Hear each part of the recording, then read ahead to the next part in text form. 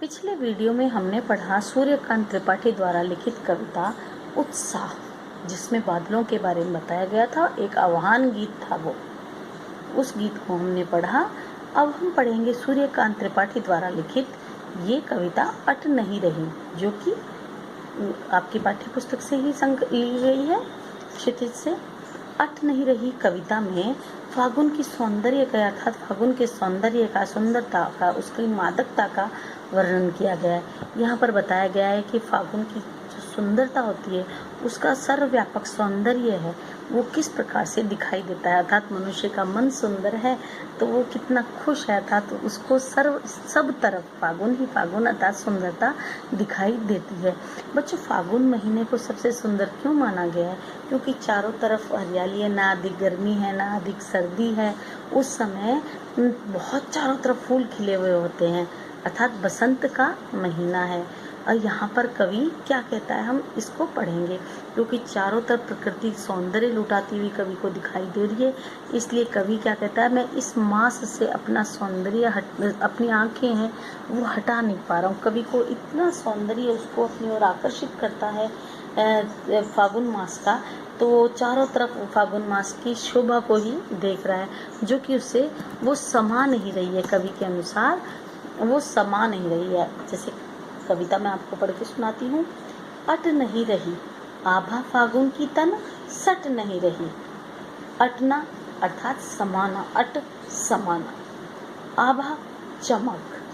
फागुन, फागुन का जो महीना होता है वही है लदा, यानी लदी हुई, यानी बहुत ज़्यादा बोझ होता है उसके ऊपर, लदी हुई होना, फूलों का बोझ होता है उससे लदी हुई है। उर मीन्स हृदय, मंद मंद धीरे धीरे, सुगंध जैसे खुशबू होती है वो होती है मंद मंद खुशबू। पुष्पमाल, फूलों की जो माला है। यहाँ पे फागुन ऋतु का भी मानवीकरण किया गया। फागुन ऋतु के गले में भी माला पहनाई गई है फूलों की। पाट पाट यानी जगह जगह जगह जगह, हर जगह पर शोभा श्री, सौंदर्य से भरपूर, पट नहीं रही है अर्थात समा नहीं रही है। यही आपको इस कविता में सुनाएंगे। मैं पहले कविता पढ़कर सुना देती हूँ आपको। अट नहीं रही आभा फागुन की तन सट नहीं रही। कहीं सांस लेते हो घर घर भर देते हो, उड़ने को नभ में तुम पर पर कर देते हो। आँख हटाता हूँ तो हट नहीं रही है, पत्तों से लदी डाल, कहीं हरी कहीं लाल, कहीं पड़ी है उर में मंद मंद पुष्पमाल। पाठ पाठ शोभा श्री पट नहीं रही, अट नहीं रही आभा फागुन की तन सट नहीं रही। ये कविता मुझे विशेष रूप से पसंद है, बहुत अच्छी कविता है, क्योंकि इस कविता में फागुन मास के सौंदर्य में डूबा है कवि, और वो उसको चारों तरफ अर्थात सर्वत्र चारों तरफ फागुन मास का सौंदर्य ही दिखाई देता है। चारों तरफ उल्लास ही उल्लास दिखाई देता है, हंसी खुशी रंग चारों तरफ, क्योंकि फागुन का महीना ही रंगों का त्योहार है। होली आता है तो होली रंगों का त्योहार है। उस समय बहुत सारे टेसू के फूल खिले हैं, कितने फूल खिले हैं। यहाँ पर प्रकृति का उन्माद है, प्रकृति का सौंदर्य है, कहीं समाता हुआ ही नहीं है। इसलिए कवि कहता है कि ये फागुन जब तुम सांस लेते हो तो कितना ज़्यादा सौंदर्य यहाँ पर बताया गया है कि तुम्हारी ये सुंदरता है कहीं भी अट नहीं रही है, और तुम्हारी ये जो चमक है, तुम्हारा सौंदर्य समा नहीं रहा है। सांस लेते हो घर घर भर देते हो, उड़ने को नभ में तुम पर पर कर देते हो। अर्थात है फागुन, जब तुम सांस लेते हो तो सांस के साथ तुम्हारी सुगंध चारों तरफ दिखाई देती है। अर्थात फागुन के महीने का यहाँ पर मानवीकरण किया गया है। फागुन को एक युवक के रूप में चित्रित किया गया है, जिससे वो सांस ले रहा है। फागुन में जब फूल खिलते हैं तो हर घर की तरफ उसकी खुशबू आती है, चारों तरफ फूलों की खुशबू हमारे को, हम ऐसा अनुभव कर सकते हैं कि फूल खिले हुए हैं, अर्थात ऐसा लगता है वो सांस ले रहा है। चारों तरफ आकाश भी जिससे सुगंधित हो गया है, पूरा पर्यावरण खुशबू से महक उठता है, अर्थात सांस उसकी फागुन महीने की वो कवि कहते हैं। अर्थात उसके पश्चात कवि कहते हैं कि उड़ने को नभ में तुम पर पर कर देते हो, और जब पक्षी उड़ते हैं पंख लगाकर, देखो पक्षी जब उड़ते हैं, फूलों पर बैठे हैं, फूलों के साथ उनका परागकण उड़ता है, वो उड़कर चारों तरफ फैलता है, अर्थात वो भी आकाश में उड़ रहा है पंख लगाकर। जैसे फागुन का महीना चारों तरफ उड़ रहा है, जिससे आकाश भी सुगंधित हो उठता है।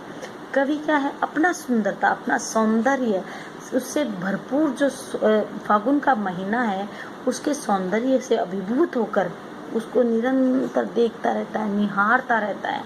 वह फागुन के सौंदर्य को देखकर वहाँ से अपना आंखें हटाने में असमर्थ है, अर्थात अपनी आंख उससे हटा ही नहीं सकता है, हट नहीं रही।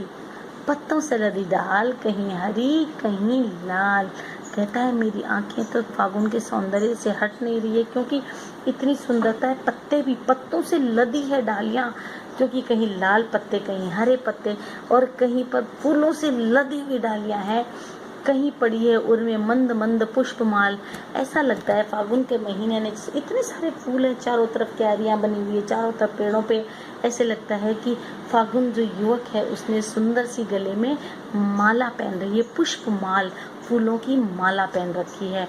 और क्योंकि नए जो पत्ते होते हैं वो तो नए हैं, प्रस्फुटित होते हुए पल्लव है, तो लाल लाल कोमल कोमल वो दिखाई देते हैं। और फागुन महीने के हृदय पर अर्थात गले में मंद मंद फूलों की माला है।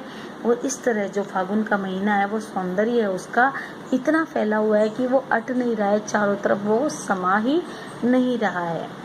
तो इसमें वो कवि मुख्य रूप से क्या कहना चाहता है कि फागुन का महीना है, इसमें क्या होता है, गर्मी और सर्दी दोनों ही कम होती है, अर्थात इन दोनों के मिलन का समय होता है, संधि काल कहते हैं जिसको हम, अर्थात दोनों ही ज़्यादा गर्मी भी नहीं है, सर्दी भी नहीं है, वातावरण बहुत सुहावना होता है, सभी को ये मौसम सुहावना लगता है। इस समय जो हवाएं चलती है उनका थोड़ा सा वेग है वो बढ़ जाता है, जिससे देखकर ऐसा लगता है, थोड़ी सी हवाएं बढ़ जाती है तो ऐसा लगता है कि फागुन का महीना जैसे सांस ले रहा हो। इसका प्रभाव इतना ज़्यादा व्यापक होता है, खुशनुमा मौसम है, इसलिए सारे व्यक्ति है, सभी मनुष्य हैं, उनका भी मन क्या होता है, प्रफुल्लित होता है, वो खुश होते हैं। उनकी मादकता जो फागुन के महीने की है वो मनुष्य को अपनी ओर प्रभावित कर लेती है, अर्थात वो भी ऐसे ही हो जाते हैं, क्योंकि उनका जो फागुन मास का सौंदर्य है वो चारों तरफ देखते ही बनता है। जो पहले ठोंठ पड़े पेड़ पौधे थे वो ऐसे हरे भरे हो उठे हैं, उनको देखकर ऐसे लगता है कि फागुन ने स्वयं मंद मंद सुगंध से युक्त फूलों की माला अपने आप ही धारण कर ली हो, और अपने आप ही पेड़ पौधों का जैसे कायाकल्प हो गया हो। सारे पेड़ पौधे भरे हुए हैं किससे, उससे रंग बिरंगे फूलों से, पत्तियों से, इनसे, क्योंकि फागुन महीने में वातावरण अत्यंत सुहावना है, प्रकृति की जो सुंदरता है वो चरम पर होती है। इस समय सभी का मन खुशी से भर उठता है, प्रसन्नता से मन भी कल्पनाओं की उड़ान करने लग जाता है। मनुष्य का मन, अर्थात कवि मनुष्य है ही है, तो इसलिए इस कविता में फागुन के सौंदर्य का बहुत ही सुंदर वर्णन किया गया है। अब हम अगला, इसके प्रश्नोत्तर हैं इस पाठ के, वो अगले वीडियो में करेंगे। तो आज इस पाठ के लिए इतना ही।